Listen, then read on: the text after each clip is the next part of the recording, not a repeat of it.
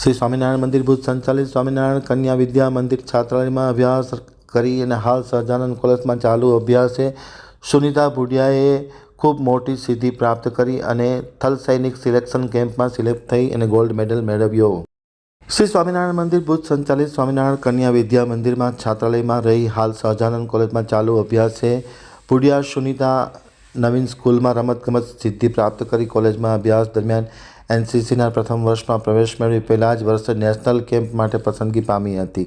થલ સૈનિક સિલેક્શન કેમ્પમાં સિલેક્ટ થઈ કેમ્પમાં ગોલ્ડ મેડલ પ્રાપ્ત કરી એસએસસી જીડીની પરીક્ષામાં પણ ઉત્તીર્ણ થઈ ભારતીય સેના CIFSમાં ભરતી માટે સિલેક્ટ થઈ સફળતાપૂર્વકની અતિ કઠિન તાલીમ પૂર્ણ કરી દિલ્હી મુકામે દેશ સેવામાં જોડાઈ હતી।